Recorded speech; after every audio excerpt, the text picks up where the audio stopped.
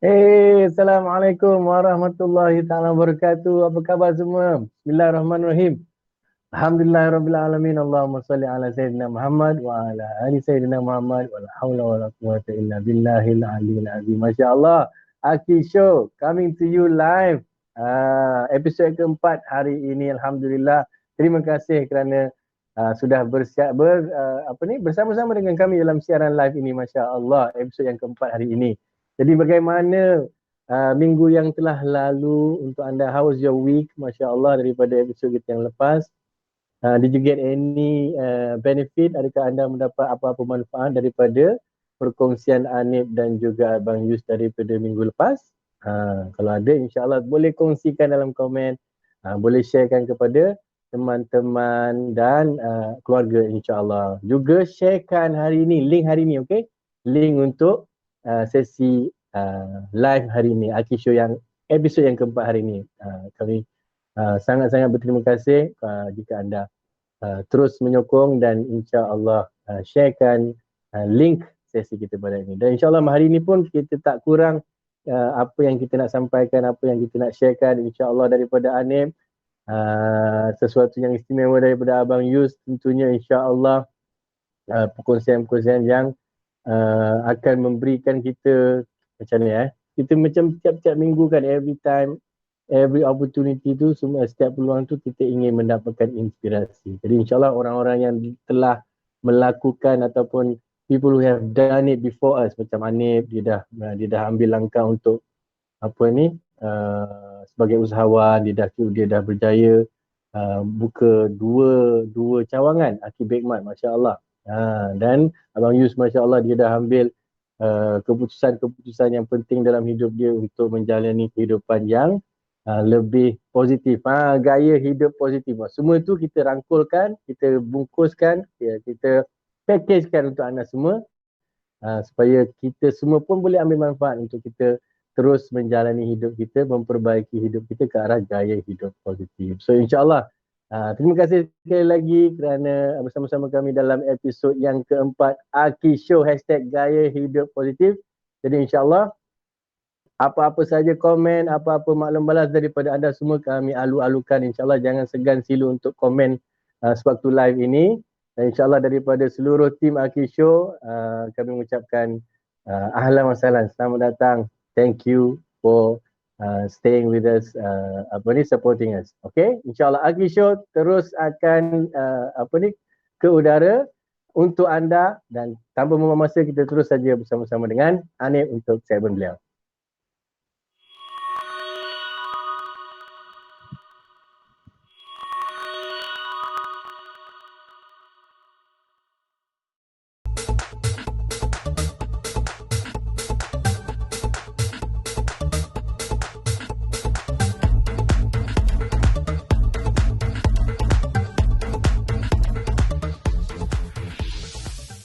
Assalamualaikum warahmatullahi wabarakatuh. Terima kasih Abang Irwan yang non jauh di sana. InsyaAllah semakin kita jauh, semakin kita rapat, semakin kita hampir kepada satu penyatuan silaturahim. Alhamdulillah, terima kasih kepada tim Aki Show kerana sehingga hari ini season kedua kita dah episod yang keempat. Alhamdulillah. So hari ini sebelum tu saya kenalkan diri saya Muhammad Hanif. So saya mengusahakan Aki Bekmat. InsyaAllah hari ini dalam perkongsian hari ini sangat menarik untuk kita sama-sama tonton video ini, kerana di depan saya ni ada sejenis butter tau tuan-puan. Ini butter dan inilah dia margarin. Sebab apa saya nak utarakan topik ini? Sebab topik ini yang sebenarnya menjadi perbualan ramai orang. Ini antara pengalaman kami lah di kedai Aki Bekmat. Ramai customer, pelanggan-pelanggan kami yang banyak bertanya sebenarnya apa beza antara kedua-dua jenis ingredient yang ada depan ni. Okey, dah sedia? Dah bersedia belum? Sebab bila anda tonton video ni sehingga habis, anda bakal mengetahui dengan lebih detail lah apa beza antara kedua-dua jenis butter dan margarin ini. Okey, insyaAllah. So sebagai mukadimah, so kita kena kenal lah apa dia butter, apa dia margarin. Butter adalah dalam bahasa Inggeris tau. So dalam bahasa Inggeris ditranslate ke bahasa Melayu adalah mentega. Pernah biasa dengar kan perkataan mentega, cuma kita tak tahu beza. Mentega, margarin ada sama je. Kita anggap benda tu sama, tapi benda ini adalah berbeza, tuan-tuan puan-puan. So dari segi istilah, saya pun ada rujuk kepada Kamus Dewan sebenarnya. Bila Kamus Dewan saya buka, bila mentega tu kita lihat di Kamus Dewan, dia nyatakan sejenis pepejal berwarna kuning pucat. Saya tengok dekat dalam dalam website yang telah dibina oleh Dewan Bahasa Pustaka, dia kata sejenis warna kuning pucat dan diperbuat daripada krim. Boleh dimakan dengan roti dan masakan, boleh dijadikan sebagai bahan masakan. Itulah dia butter ataupun mentega. Manakala margarin merujuk kepada bahan yang berwarna kekuningan. Dia describe tentang bentuk fizikal margarin itu adalah berwarna kuning yang lebih pekat berbanding butter ni tadi. So dia kata kat situ margarin ia diperbuat daripada lemak sayuran dan binatang terimulsi dengan susu. Tak semestinya margarin ini fully diperbuat daripada tumbuhan tadi, tapi dia ada juga campuran daripada lemak tenusu haiwan ni tadi. Okey, dah jelas dah jelas perbezaan dari segi istilah antara kedua-dua ni. Okey, ada yang tanya bila masa kita nak gunakan butter dan bila masa pula kita nak gunakan margarin. Sebenarnya tak ada masa-masa tertentu ni tuan-puan. Sebenarnya tak ada masa tertentu. Sebenarnya depends kepada kita yang sebagai orang yang ingin consume. Kita nak pilih margarin ataupun butter. Selalunya dekat negara kita ni ramailah yang menggunakan margarin, sebab margarin ni harganya jauh lebih murah. Tapi dalam video kali ini insya-Allah saya akan jelaskan kenapa margarin ini jauh lebih murah dan kenapa butter ni jauh lebih, taklah mahal sangat lah, cuma dia mahal sikit lah daripada margarin. Okey tuan-puan, so bila menjawab kepada soalan tadi tu, dia terpulang kepada individu tersebut.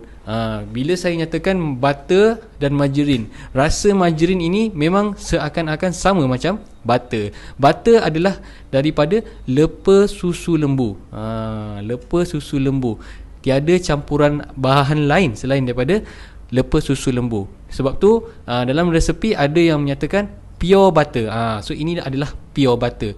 Kalau anda lihat dekat dalam frame video saya ni, saya boleh buka sikit kan. Dia punya warna dia ada sedikit kuning pucat.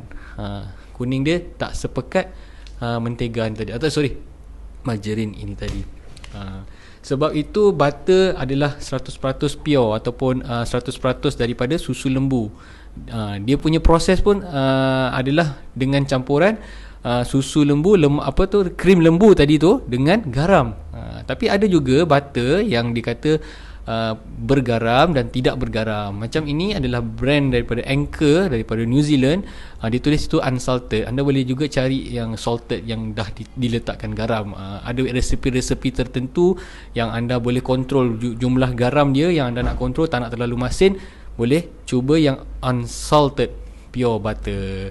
Okey, apa sebenarnya komposisi butter dan margarin? Okey, margarin ini tadi adalah daripada lemak tumbuhan. Lemak tumbuhan ni tuan-puan adalah daripada, kalau di Malaysia ni lah lazimnya daripada kelapa sawit. Kalau mungkin di luar negara banyak juga margarin yang digunakan daripada minyak jagung. Sebab minyak jagung kat Malaysia susah nak dapat. Tapi kat Malaysia banyak menggunakan minyak kelapa sawit. Jadi kenapa butter? Butter ni tuan-puan, kalau anda lihat di dalam sejarah dia telah digunakan sejak ribuan tahun dahulu. Di zaman-zaman dahulu lagi dah terciptanya butter ni. Sebab nak cipta butter ni adalah daripada susu lembu. Sampailah zaman sekarang, bila mana manusia ni bijak berfikir, lahirlah saintis-saintis yang ingin meniru, yang ingin meniru rasa, bau dan warna daripada butter ini tadi. Maka terciptalah margarin. Maksudnya margarin ini adalah ciptaan saintis. So mana satu? Kalau saya sebut tadi ini adalah ciptaan saintis dan ini adalah natural daripada susu lembu. Walaupun saya tahu ini adalah daripada kelapa sawit, daripada minyak jagung misalnya. Tapi hasil campuran-campuran itu tadilah yang menyebabkan dia terbentuknya margarin. Sebab mereka telah mengkaji komposisi bahan kimia yang ada dalam lepa susu lembu ini adalah lebih kurang sama dengan margarin. Tapi yang menariknya ya tuan-puan, kenapa margarin ni jauh lebih murah, sebab dia boleh keluar dalam kuantiti ataupun bulk proses. Dalam kilang tu kan dia perlukan kuantiti yang banyak untuk proses, sebab tu dia boleh turunkan harga dia. Sebab bahan-bahan yang ada, kalau saya boleh sebut dekat dalam margarin ni, bahan-bahan dia minyak kelapa sawit, minyak isi rong sawit, air, garam, emulsifier, banyak jenis. Emulsifier dekat sini ada 4 jenis, 322, 471, 355. Semuanya berasaskan soya, bahan perisa, bahan pengawet, antioksida, INS 321, bahan pewarna, pengawal asid. Saya kira sini dalam 12 ke 13 ingredient dalam satu campuran 1 kilogram margarin ini tadi. Kalau saya buka dekat butter ini tadi, butter ni dia punya buatan dia sangat-sangat simple ya, simple sangat, iaitu hanya daripada lepa susu lembu dan garam. Lepa susu lembu dan garam. Dikata kat sini, contoh ini lepak dia kata minimum fat content of 80%. Ingredient is milk, lactic culture and salt. 3 sahaja tuan-puan. Itu pun kalau dia kata salted. Kalau dia tak salted tu, unsalted tu, maknanya dia tak campurkan garam. 100% daripada lemak lembu sahaja. So jelas tak kat situ? So insya-Allah saya akan kupas lagi kelebihan, ataupun bukan keburukan lah, kita panggil kekurangan sikit lah. Ada juga sebenarnya, daripada margarin ini tadi, dia claim yang dia bebas kolesterol, dia zero trans fat. InsyaAllah dalam siri yang berikutnya, sebenarnya bukan siri lah, dalam video explanation saya yang berikutnya, saya akan jelas lagi terperinci bagaimana margarin ini dikatakan bebas kolesterol dan zero trans fat. Tadi sebagai kesimpulannya, okey, penonton-penonton, mungkin anda juga ada pendapat masing-masing. Anda boleh je komen di bawah. InsyaAllah kami tim Aki Show ataupun tim Aki Bekmat sendiri akan cubalah reply kepada anda di bawah tu. So sebagai kesimpulan, saya simpulkan sebagai bahan-bahan yang diperlukan untuk membuat margarin jauh lebih banyak. Menggunakan ada beberapa bahan kimia. Dia tak adalah terlarang, kalau tak adalah dapat logo halal daripada JAKIM ni kan, InsyaAllah. Tapi selamatlah. Cuma anda bolehlah bezakan antara yang natural dengan yang ini. InsyaAllah. Kalau saya, pendapat peribadi saya, memang saya akan go for butter lah. Jadi anda jangan keliru lagi. Saya rasa lepas anda dengar ataupun tonton video ni, anda pun dah tak keliru kan dengan perbezaan antara kedua-dua jenis butter dan margarin. Okey, so butter pun ada banyak juga jenis-jenis butter yang terdapat di pasaran. Ada yang grass fed butter dan ada yang non grass fed. Itu pun akan saya jelaskan insyaAllah dalam video berikutnya, dalam live saya berikutnya insyaAllah. So sampai di sini dulu. Okey, jangan ke mana-mana ya, jangan ke mana-mana, sebab lepas ni saya ada 1 minit video yang very simple video lah untuk anda tonton, resepi, mungkin barangkali resepi ataupun tips-tips yang pendek untuk anda tonton insyaAllah. Terima kasih. Assalamualaikum warahmatullahi wabarakatuh.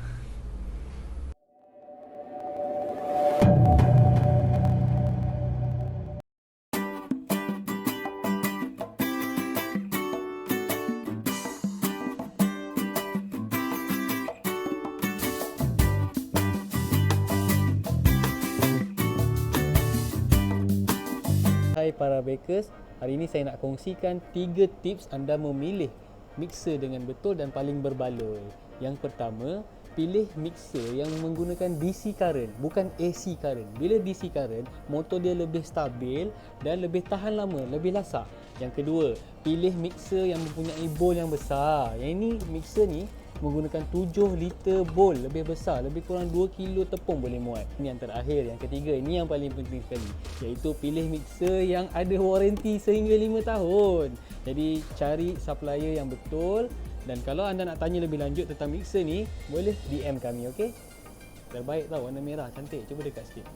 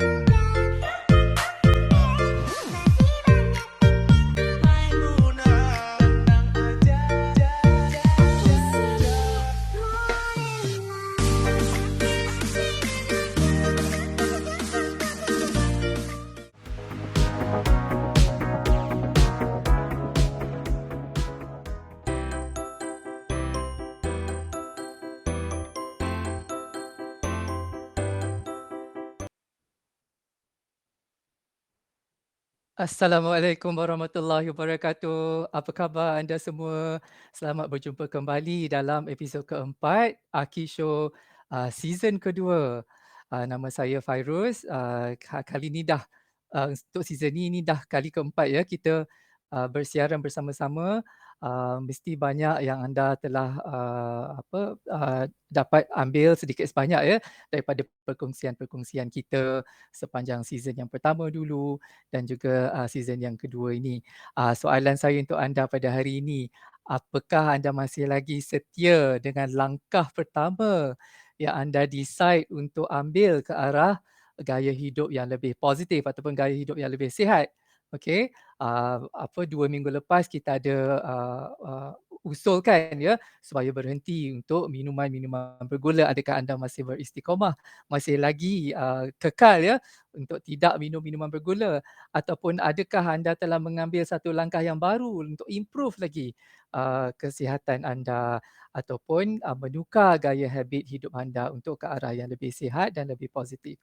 Kalau ada, sila komenkan dalam ruangan komen di bawah, kongsikan bersama-sama dengan kami supaya kami juga tahu, dan anda juga boleh kongsikan melalui social media anda ya episod kali ini kepada rakan-rakan dan juga family anda supaya mereka sama-sama dapat menyaksikan episod ini dan juga episod-episod yang akan datang, dan sama-sama kita tahu lebih sedikit menimba ilmu bersama-sama, perkongsian perisian dan perkongsian yang kita ada dalam setiap episod ini supaya kita dapat membina hidup yang lebih bagus. Okey, nama saya Fairuz. Saya sebenarnya pengasas pada sebuah perusahaan bakery ya, bakery sihat. Saya membuat kek-kek yang tanpa menggunakan gluten, sesuai ya untuk dimakan oleh sesiapa sahaja, terutamanya yang mengalami masalah kesihatan seperti kencing manis ataupun masalah berat badan ya, dan mengawal pengambilan gula. Ya, so saya specialize in making cakes yang sugar free dan juga gluten free, insya-Allah. Pada hari ini, saya ingat saya nak berkongsi sedikit berkenaan dengan lemak. Okey, lemak ni adalah perkataan yang selalunya mendapat konotasi yang negatif ya. Fats. Tadi dalam perisian yang Hanif, segmen Hanif tadi, Hanif dah berkongsi sedikit sebanyak berkenaan dengan butter dan juga margarin ya. Butter dan margarin adalah dua contoh lemak yang kita boleh makan ya, dietary fats. Okey, tapi hari ini kita nak cerita lebih lanjut lagi supaya anda boleh kenal juga lagi jenis-jenis lemak.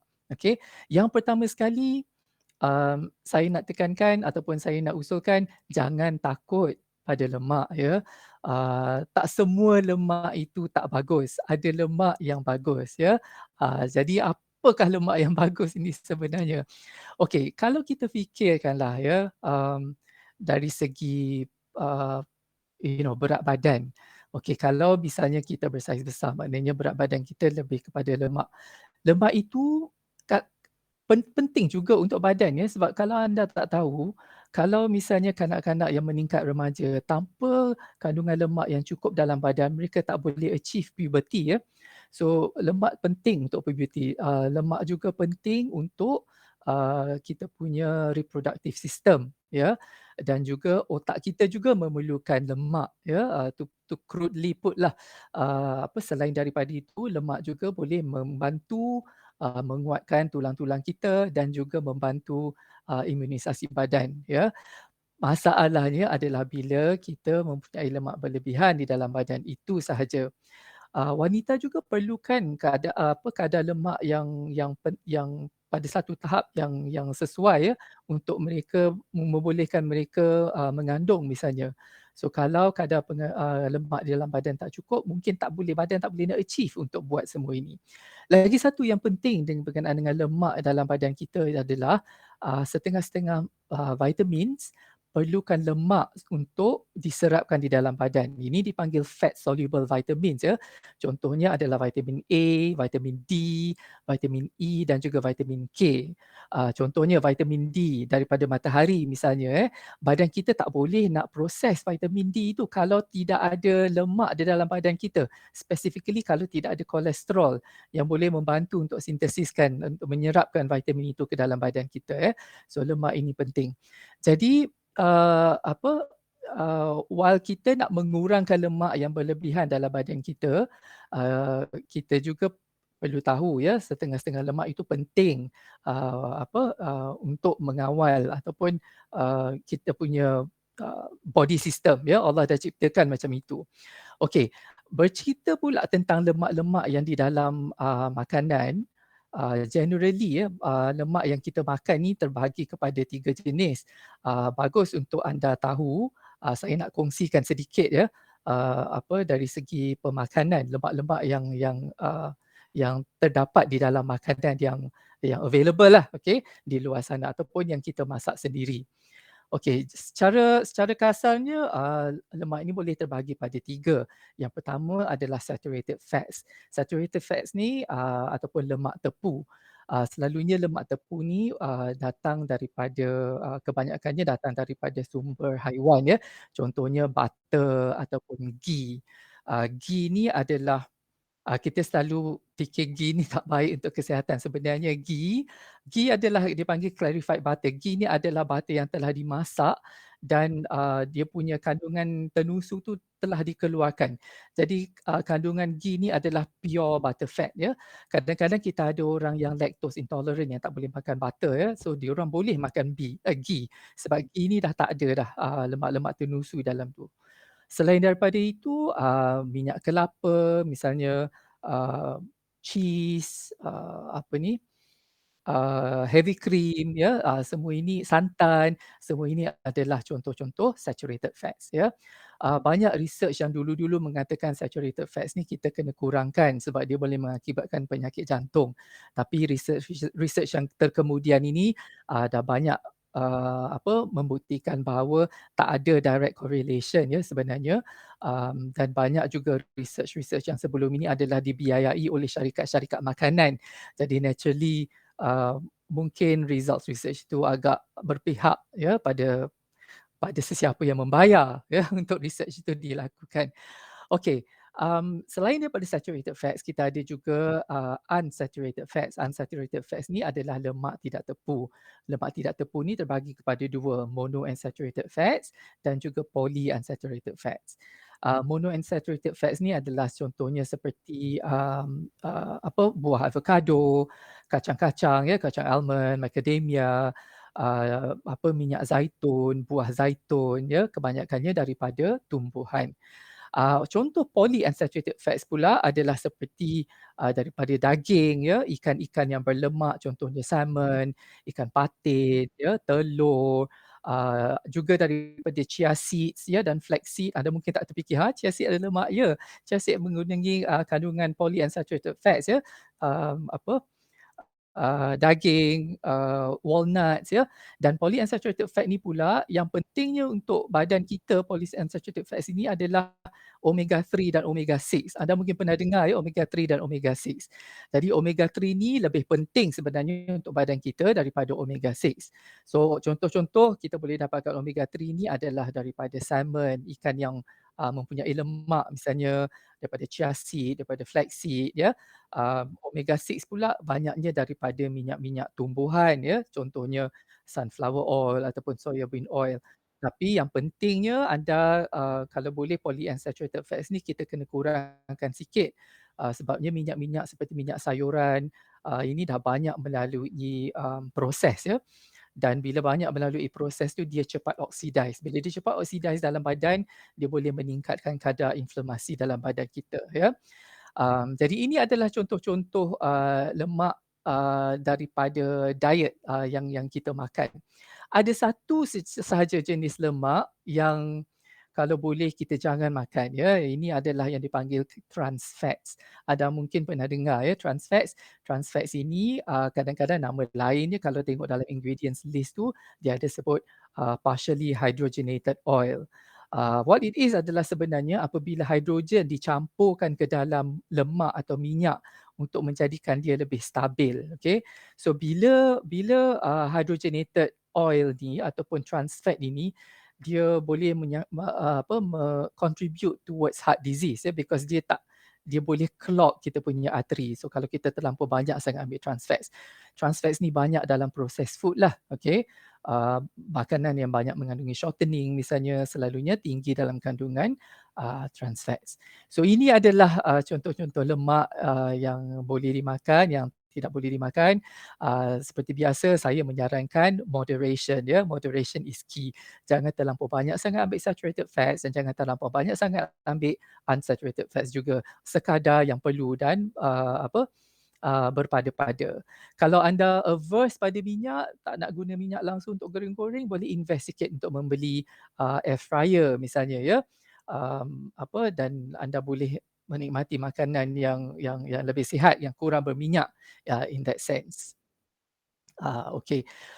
Itu perkongsian saya pada hari ini berkenaan dengan lemak.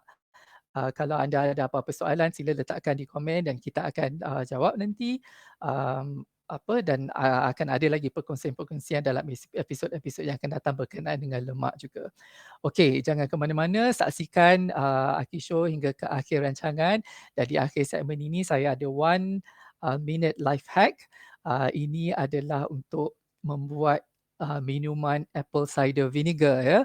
Saksikan video ini dan anda boleh tengok juga benefits of drinking apple cider vinegar ini towards the end of the video. Okey, jumpa lagi insya-Allah.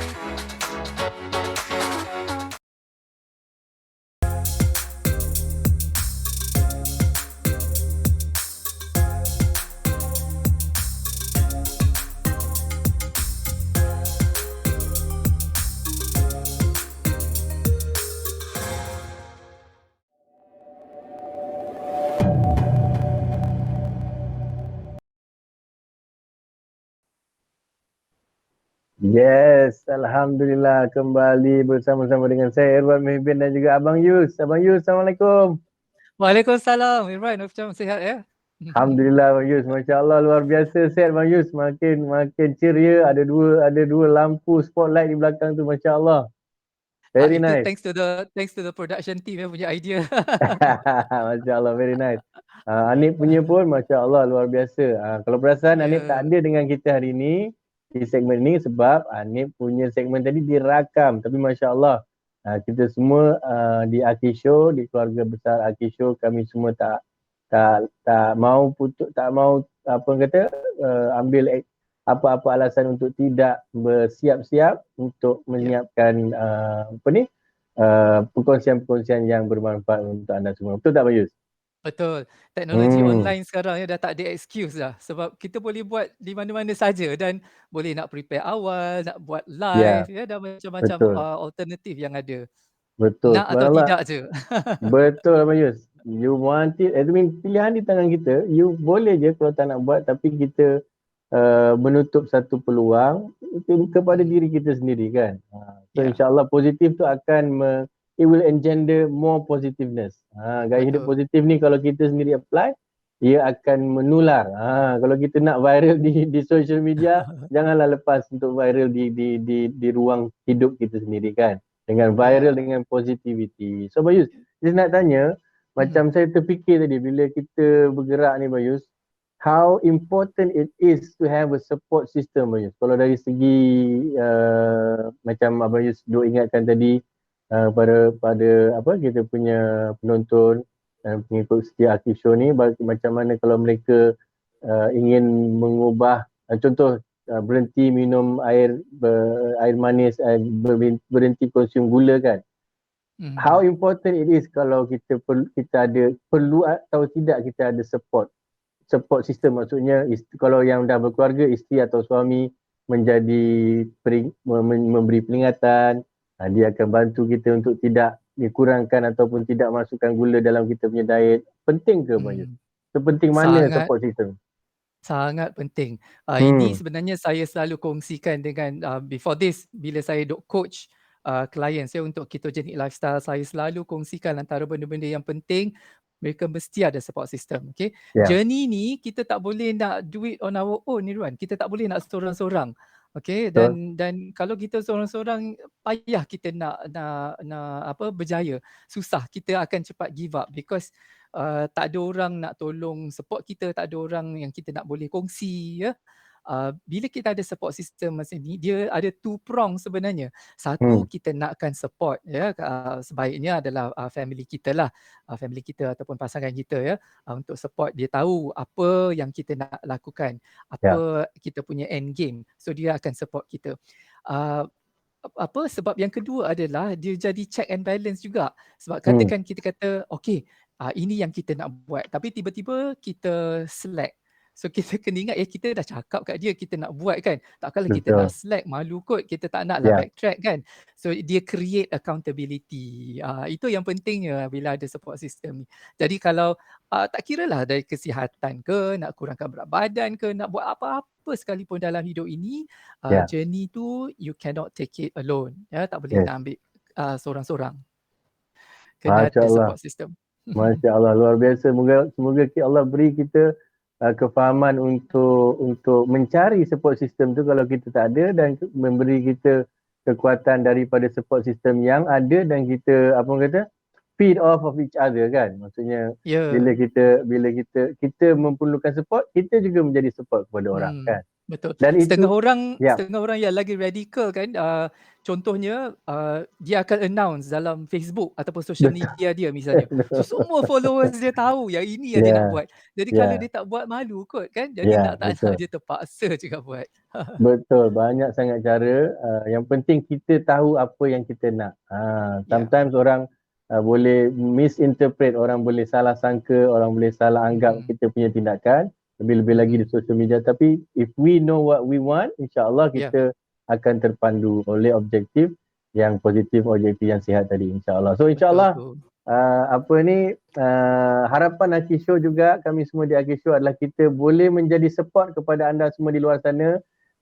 We are well aware that we are still crawling dari segi kita punya reach kepada anda semua. Tapi insyaAllah kami percaya selagi mana kita jujur untuk menyinari daripada sinar positif tu, insyaAllah saya yakin ramai di luar sana akan melihat sinar cahaya tu, insyaAllah. Dan Abang Yus, before we say goodbye, Abang Yus ada apa-apa pesanan terakhir untuk saya mungkin? Alhamdulillah Abang Yus masih konsisten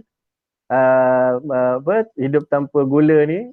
Cuma Alhamdulillah, that's good to know. Alhamdulillah. Tapi it's a slow, dia pergerakannya slow Abang Yus, tapi saya tak mau give up lah. InsyaAllah saya akan terus. Dan ada apa pesanan untuk saya Abang Yus, memberi kata-kata semangat kepada saya dan semua yang menonton? Okey, insyaAllah saya doakan anda semua penuhkan minggu yang akan datang ni dengan positivity, ya, dalam setiap apa yang anda lakukan. Janji niat anda betul dan anda mahukan end results yang cemerlang. InsyaAllah semuanya akan menjadi positif. Amin, amin. Masya-Allah. Okey. Baik, dengan itu sekian saja daripada kami, keluarga besar Akif Show episod yang keempat. Kita jumpa lagi dalam episod yang akan datang. Okay, bye. Bye.